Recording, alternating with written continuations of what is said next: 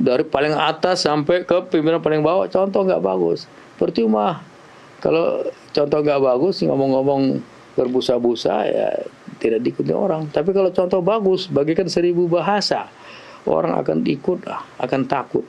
Ini bosnya ngomong akan protes korupsi, akan ngejar kemana-mana. Ternyata sampai dengan bulan ini saja, wali kota, bupati yang ditangkap itu udah berapa belas. Iya. Bulan Juli kemarin ada 4 yang tertangkap. Ini menurut Pak.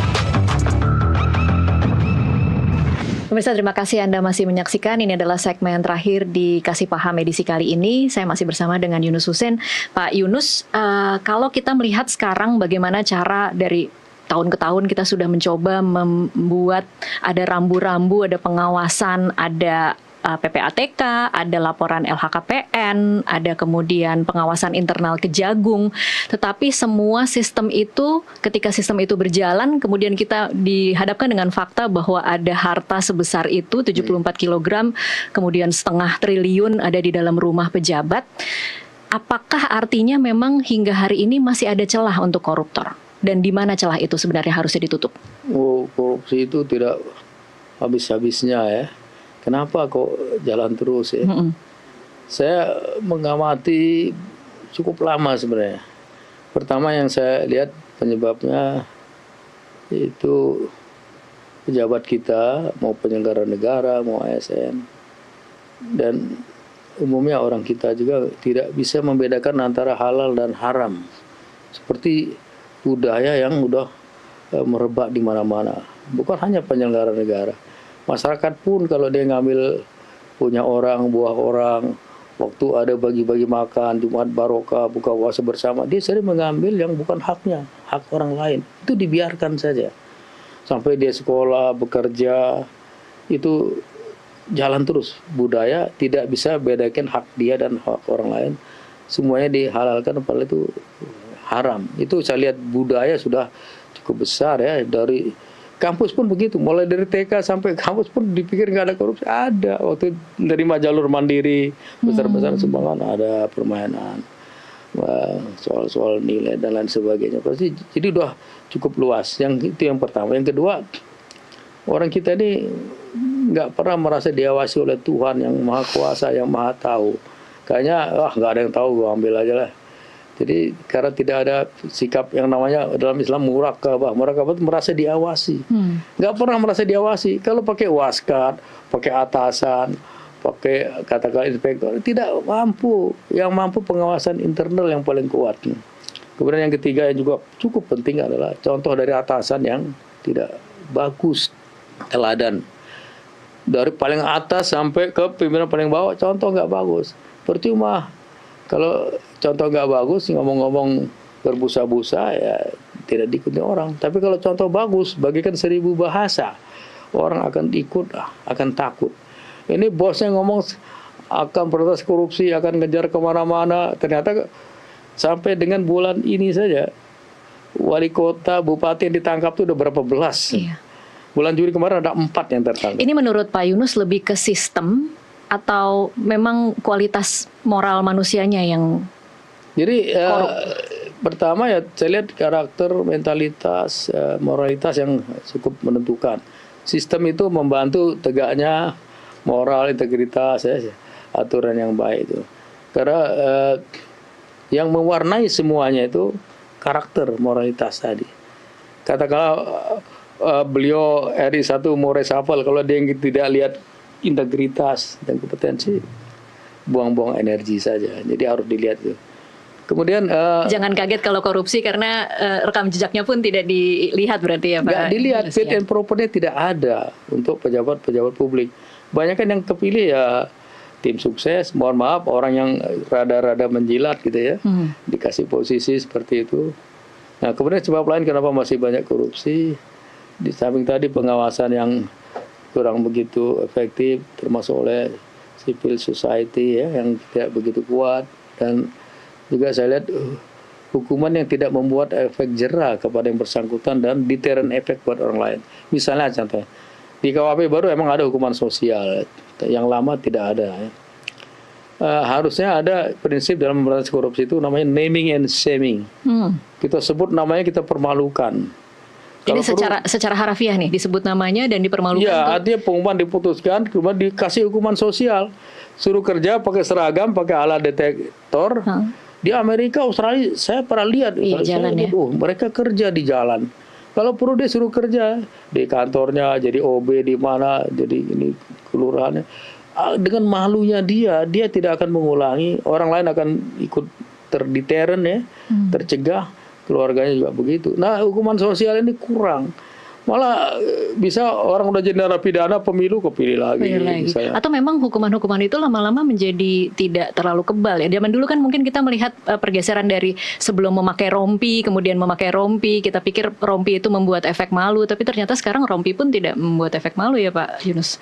Tidak juga membuat efek malu ya, dan kadang-kadang kepalanya ditutup, suruh ngadep belakang, itu nggak perlu. Justru masyarakat perlu tahu siapa kriminal itu, biar bisa dicegah. Jangan ditutup kepalanya ataupun disuruh ngadep pakai masker gitu ya. Pakai masker atau membelakangi audiens, itu justru tidak mencegah. Karena saya pernah ngomong gitu, polisi bilang, nanti melanggar presumption of innocence. Tidak. Itu bukan presumption. Presumption itu urusan pengadilan yang memutus.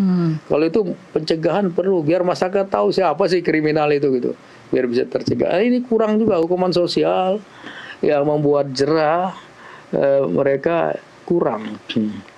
Kalau orang bilang memiskinkan, tidak perlu, karena koruptor ada yang sudah kaya, biarin dia kaya. Yang dikejar tuh hanya hasil kejahatan saja yang boleh dikejar, dirampas. Kalau dia udah kaya, jangan uang yang sah dirampas, nggak bisa. Uang hasil kejahatan harus dirampas. Sedikit edukasi Pak Yunus, karena ini kita kan kasih paham ya, memberi paham kepada publik tentang bagaimana mengawal kasus ini. Karena kasus ini kan mungkin awalnya mengagetkan, kita kaget semua ada 74 kg emas di rumah seorang jaksa, kemudian uang begitu banyak, tetapi dalam perjalanannya kadang-kadang masyarakat bisa lupa untuk mengawal. Apa yang kira-kira bisa membuat masyarakat terus awas dan mengawal kasus ini dan sadar bahwa uang yang dikorupsi itu adalah uang kita juga, uang pajak kita juga? Jadi harusnya masyarakat sadar, Republik ini punya kita bersama, kita bayar pajak untuk menjalankan Republik ini. Jadi harus ada kemauan ya, keberanian untuk melakukan kontrol sosial ya, mengawasi, kalau enggak mencari informasi, kalau ada yang kurang sesuai ya diperbaiki. Jangan percaya penegak hukum itu akan berjalan baik dengan sendirinya, jangan. Kalau tidak ada pengawasan, orang itu cenderung melenceng. Kalau proses tidak transparan, orang jahat, orang nggak benar bisa bermain. Jadi harus tetap ada pengawasan. Kita semua sebenarnya penegak hukum. Kalau di dalam Islam, mungkin agama lain juga, kita diperintahkan amar ma'ruf nahi mungkar, mau menganjurkan kebaikan dan mencegah kemungkaran. Cuman orang kita sering nggak mau mencegah, memberantas kemungkaran karena takut risiko. Padahal kalau enggak rugi semua uang dicuri oleh banyak koruptor, semua jalan bisa rusak, jembatan rusak, jalan macet dan lain sebagainya. Karena tidak mau nahi mungkar, menegakkan yang benar gitu. Nah, nggak mau nahi mungkar, risiko kita semua tertimpa, akan merugi kita ya. Harusnya mau. Civil society harus berani, kuat dan harus kompak ya. Jangan percaya 100% pemerintah udah benar, penegak hukum udah benar. Jangan, tanpa kontrol mereka tidak akan benar. Tanpa kontrol mereka tidak akan benar. Karena dia manusia juga, harus dikontrol setiap saat. Kalau khusus untuk kasus ini Pak, ke depannya beberapa minggu ke depan, beberapa bulan ke depan, indikator-indikator apa yang kemudian harus dicermati oleh publik untuk memastikan bahwa memang kasus ini berjalan di tracknya?